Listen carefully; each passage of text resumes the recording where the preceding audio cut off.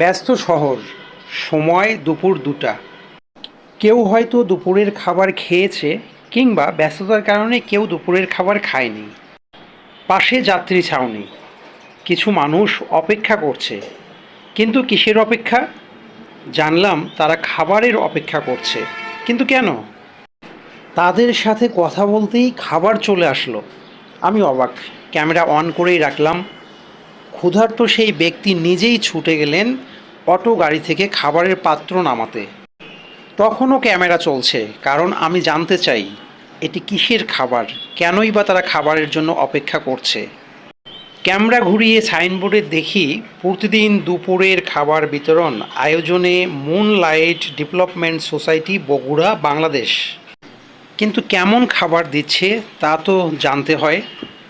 চলুন দেখি যে কেমন খাবার দিচ্ছে। লম্বা লাইন, সারিবদ্ধভাবে দাঁড়িয়ে, যেন অপেক্ষার পালা প্রায় শেষ। আর একটু পরেই হয়তোবা তাদের কাছে পৌঁছে যাবে দুপুরের খাবার। যথারীতি খাবার খুলে ফেলেছে, পলিথিন হাতে দাঁড়িয়ে আছে। সত্যি ক্ষুধার জ্বালা যে কতটা কষ্টের, এটি আমরাও কিন্তু উপলব্ধি করতে পারি।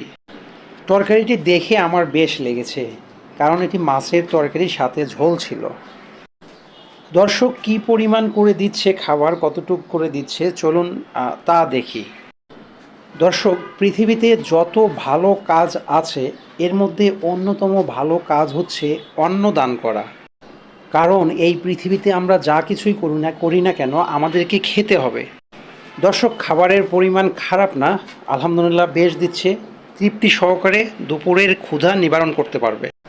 দর্শক, কথা বলে যা জানতে পেরেছি সেটি হচ্ছে মুনলাইট সোসাইটি প্রতিদিন দুপুরের খাবার বিতরণ করেন। তারা কিছু পরিমাণের খাবার নিয়ে এসে এখানে অপেক্ষাকৃত, অর্থাৎ যারা ফুটপাতে ঘোরাফেরা করে, রাস্তায় শুয়ে থাকে, তাদেরকে এই খাবারটি দিয়ে থাকেন। শুধু তাই না, শুক্রবারেও এমন খাবার বিতরণ করে থাকেন, অর্থাৎ প্রতিদিন দুপুরে এই খাবারগুলো বিতরণ করেন। বিশেষ করে শুক্রবারে ১০০ মানুষের খাবার প্রদান করেন তারা। অসংখ্য অসংখ্য ধন্যবাদ জানাই মুনলাইট সোসাইটিকে। দর্শক, সামর্থ্য থাকলে অন্ন দান করুন।